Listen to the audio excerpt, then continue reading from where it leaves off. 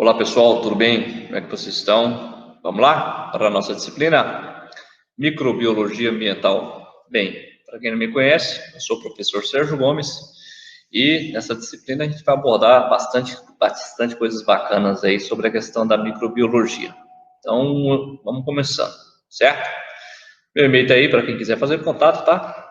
E vamos para a nossa aula. O objetivo da nossa aula é fazer uma introdução à microbiologia ambiental, uma abordagem sobre o contexto histórico até a atualidade. Tem algumas bibliografias aí que vocês podem estar utilizando para aprofundar um pouco mais, tá?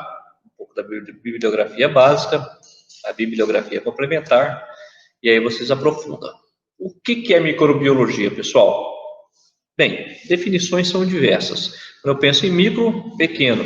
Biologia vem de o estudo da vida, o estudo da vida pequena. É uma forma bem simplicista de dizer o que é microbiologia. Existem outras definições, por exemplo, o Tratado sobre Micróbios, ou seja, o estudo de micro-organismos. É uma especialidade biomédica que se dedica ao estudo dos micro-organismos patogênicos que causam doenças infecciosas, englobando a bacteriologia, que é o estudo das bactérias, a virologia, o estudo dos vírus, ou a micologia, que é o estudo dos micos, dos macacos. Ou não, micologia é o estudo dos fungos, tá? Então, a micologia também está na microbiologia. A gente tem uma série de fungos microscópicos, certo? E outra definição, o estudo das criaturas vivas, pequenas demais para serem vistas a olho nu. Então, a gente tem que ter microscópio, tem que ter uma lupa para estar estudando aí esses micro-organismos. Essas são algumas das definições, certo? Por que estudar a microbiologia? Vamos lá. Posso pensar na diversidade, há muitas espécies de micro-organismos, boa parte delas desconhecidas para a ciência.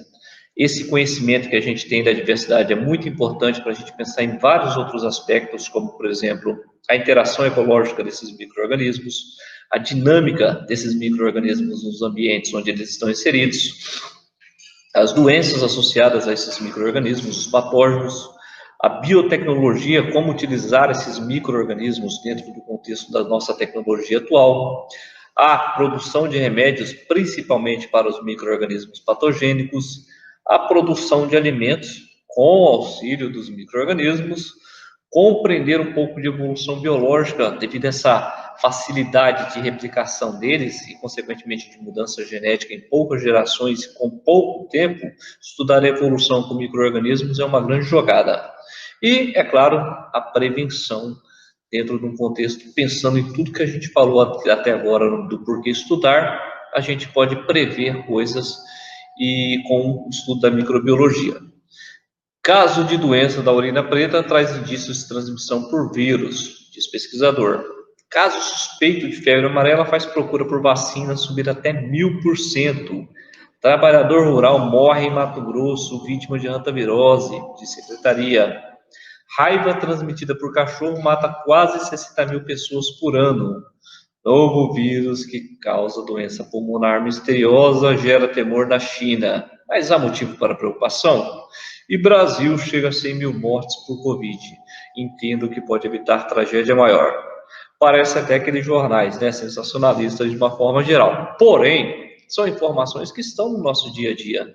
E muitas das informações que estão no nosso dia a dia, a gente está vivendo esse momento com Covid-19, estão associadas a micro-organismos. Por isso, a microbiologia ambiental é fundamental, não só no processo de formação de vocês técnicos em controle ambiental, mas na formação de um cidadão que deve compreender exatamente como funciona a ciência e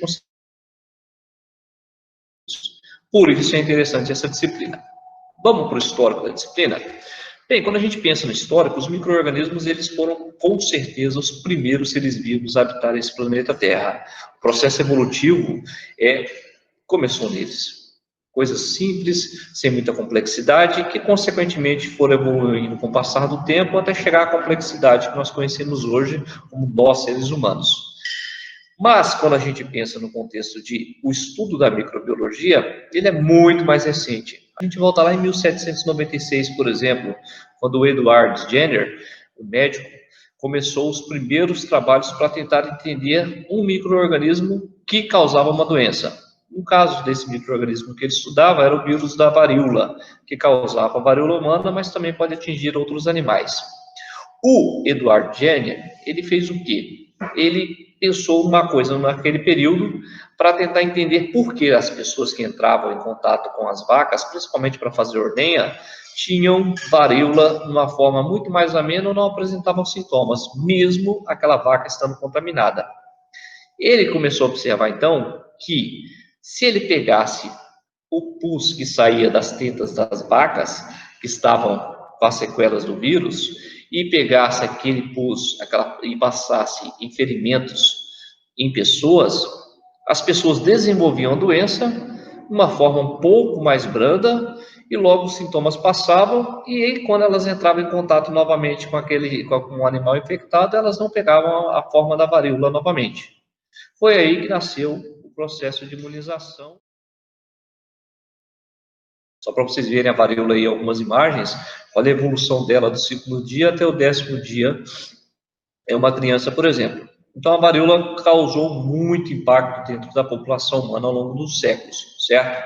É claro que o Edward Jenner provavelmente foi o primeiro cientista a trabalhar isso dentro do contexto do que nós chamamos atualmente de ciência. Só que existem relatos que muito antes os chineses já faziam esse tipo de trabalho de imunização. Eles pegavam as crostas secas das pústulas das varíolas, da varíola, e pegava aquele pozinho, inalavam, passavam em pequenos cortes na pele também, buscando essa proteção. Então já usavam essa estratégia bem antes, só que não tinham trazido isso para o meio científico, certo? E, para vocês terem uma ideia, graças a esse início desse processo de imunização, a gente conseguiu, ao longo do tempo, criar uma vacina adequada para a varíola, e ela se tornou a primeira doença infecciosa extinta da face da Terra, com vacinação preventiva. E, antes disso, é claro que ela matou muita gente. Olha só as consequências dela numa criança também. Quando você olha no contexto da chegada dos portugueses no Brasil, nós tivemos mais de 30 mil mortes associadas a essa chegada de portugueses que estavam infectados com o vírus da varíola e, consequentemente, passaram para os moradores, para as pessoas que já estavam aqui dentro do Brasil. Então, a varíola já causou muito impacto, mas ela foi, de certa forma, erradicada, certo? É claro que, a partir desse processo de trazer para a ciência o conhecimento da microbiologia, novas estratégias começaram a nascer. Lá em 1820, por exemplo, o pessoal começou a pegar desodorantes de hipocloreto de sódio e passar dentro de necrotérios. Eles perceberam que isso diminuía o processo de putrefação, o apodrecimento dos corpos, e, consequentemente, as pessoas que lidavam com esses corpos, elas não ficavam tão doentes como antigamente. Então, começou-se aí a trazer o contexto de compreender como funcionava a microbiologia e associar o contexto de prevenção e também de cuidados para a saúde humana, certo? Em 1840, o médico Ignaz Semmelweis, me perdoem se eu estiver falando errado, ele começou a perceber que as mulheres gestantes que tinham seus filhos nos hospitais, elas sofriam de um processo infeccioso grave, chamado de febre do puerpério, depois que elas tinham seus filhos. E ele começou a observar que isso acontecia por quê? Porque os médicos ficavam passando de uma sala em outra atendendo os pacientes. E às vezes ele passava em uma pessoa que estava doente, que não era uma gestante, e depois ele ia atender uma gestante. Então ele sugeriu naquele período que os médicos fizessem o processo de lavagem das mãos, entre o atendimento de um paciente e outro. Consequentemente, ele percebeu que isso diminuía o processo de infecção e da febre do puerpério. Então, aí nasceu esse processo de esterilização, associando que provavelmente esse contato epidérmico transmitia micro-organismos infecciosos de um paciente para outro. Avança um pouco mais. Em 1850, a gente já falou do Louis Pasteur no momento anterior.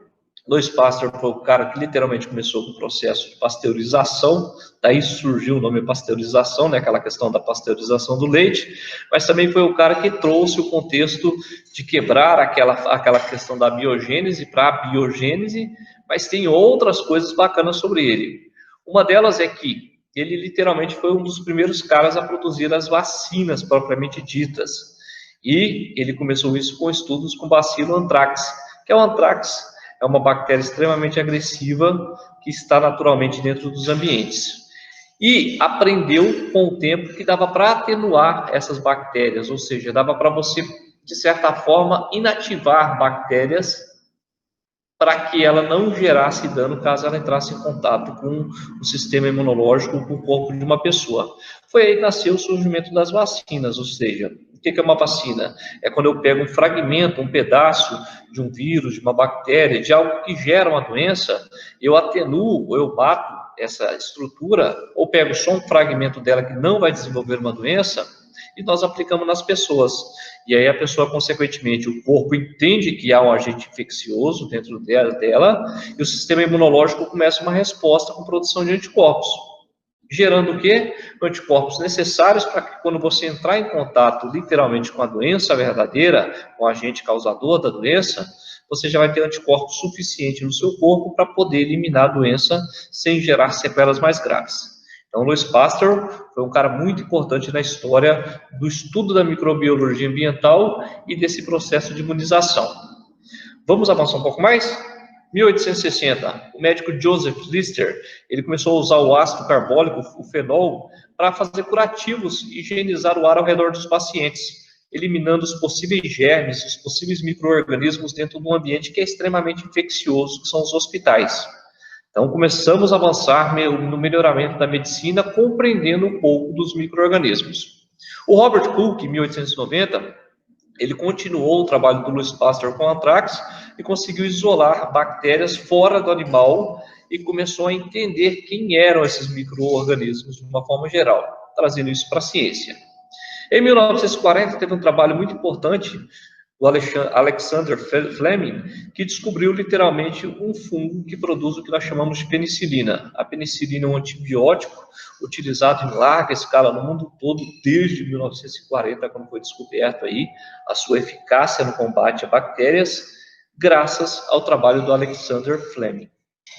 Ainda um pouco mais de história, em 1950, a gente tem 3 pesquisadores, o Ledberger, o Tatum e o Bidley, que fazem trabalhos de recombinação genética em bactérias. O que é uma recombinação genética? A gente vai ver isso um pouco mais à frente, mas é literalmente quando eu pego pedaços de organismos diferentes dentro de uma única célula e eu vou conjugar esses pedaços. Isso pode acontecer de um pedaço de uma bactéria com uma planta, um pedaço de um fungo com uma planta. Há muitas formas de se fazer isso, e isso vem avançando bastante dentro daquilo que eu falei lá no começo, que é a biotecnologia.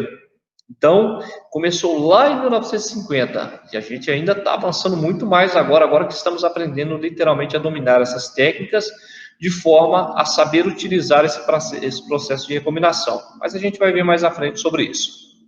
Em 1960, o Jacob e o Molotz, eles conseguiram, através de um experimento em laboratório, descobrir o controle da síntese de enzimas, ou seja, da produção de enzimas.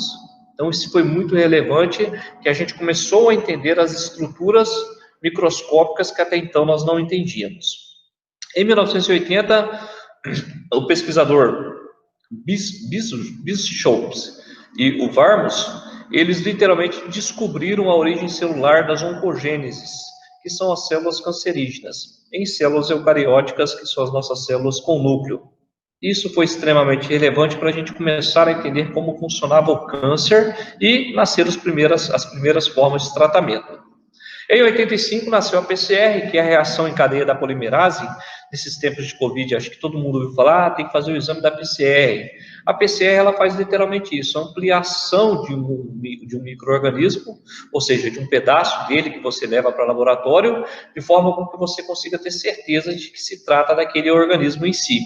Então, foi fundamental, dentro do nosso processo atual, essa descoberta lá em 85. Em 87, o ganhador do prêmio Nobel, Stanley Pruitt, ele fez um trabalho muito interessante e descobriu a presença de príons.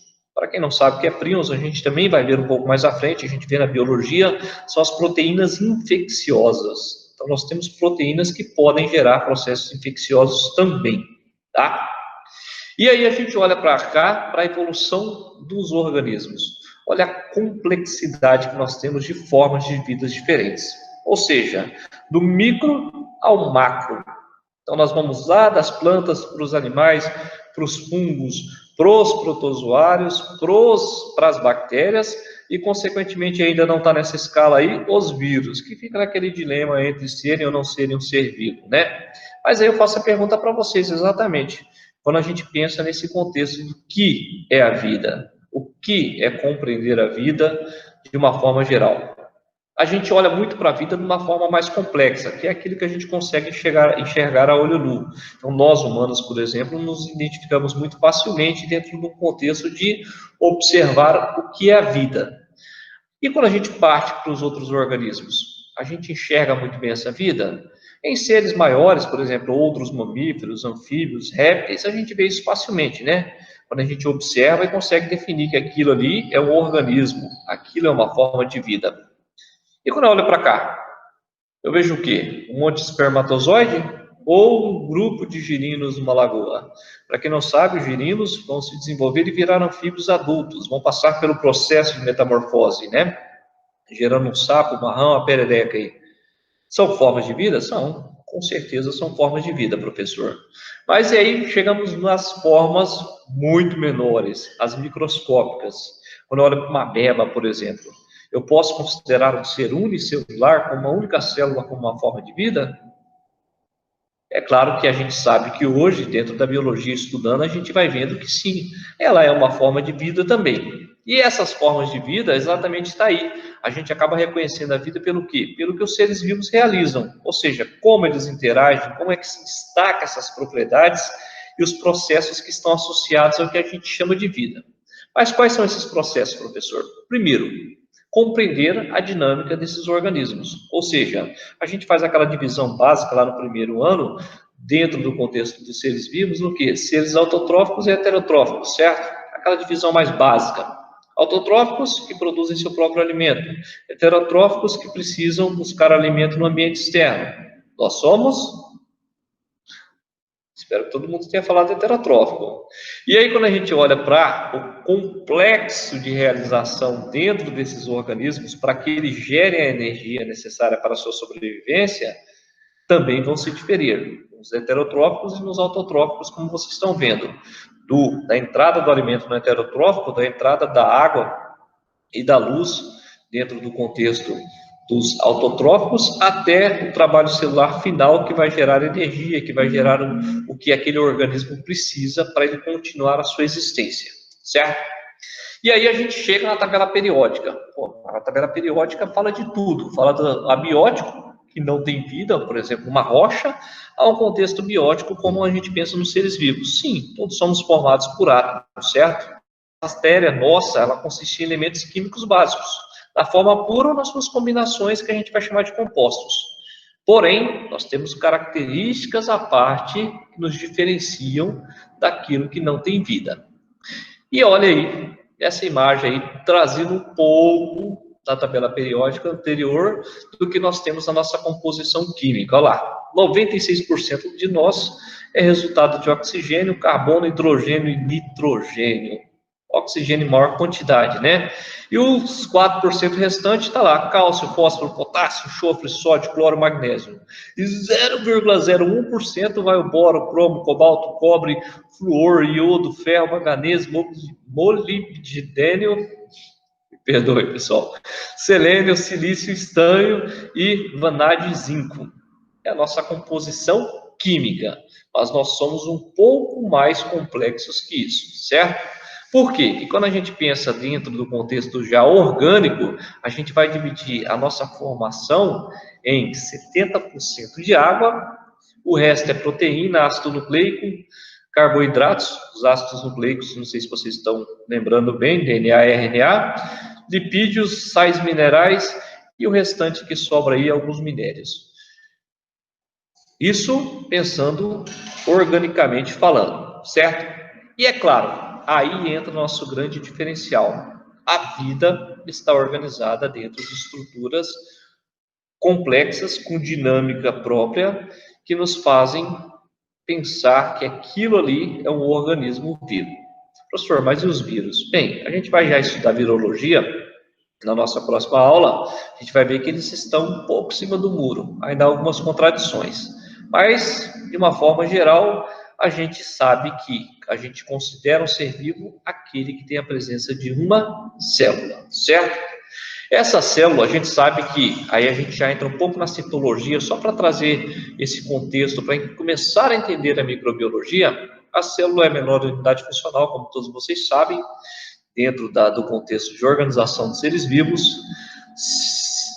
Nossos olhos, eles têm, nós temos células na formação dele, nós também temos células que formam toda a estrutura do nosso corpo, certo?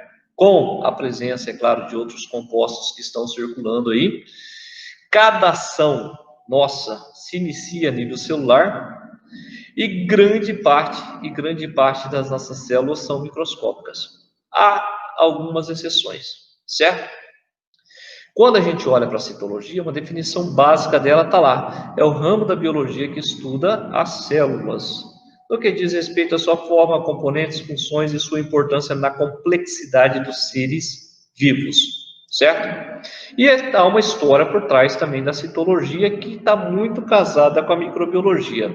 A gente começa na citologia lá com Anthony van Leeuwenhoek, quando criou o primeiro microscópio, lá entre 1632 e 1723, quando ele viveu, e ele criou esse primeiro microscópio, uma coisa simples, apesar de ser um vendedor, mas um cara muito curioso, inteligente, tinha uma única lente, ele nos permitiu adentrar no mundo do microscópio.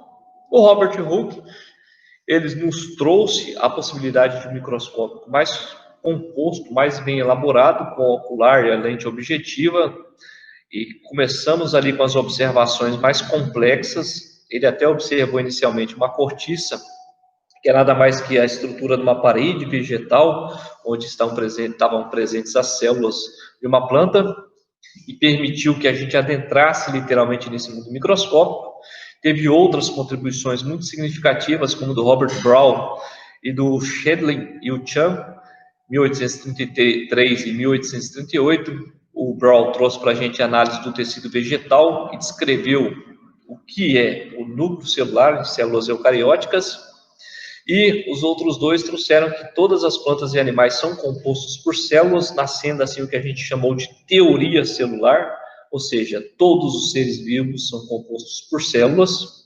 O Rudolf criou um trabalho bem bacana, nos trazendo que todas as células, em tese, elas surgem de uma célula pré-existente, e isso entra dentro daquele contexto do que a gente viu com Louis Pasteur, para quebrar a teoria da biogênese, e a partir então da biogênese, toda a vida, ela existe vindo oriunda de uma célula anterior. Não vamos entrar no discurso e é a primeira forma de vida, que a gente vai estudar isso lá em evolução biológica, tá?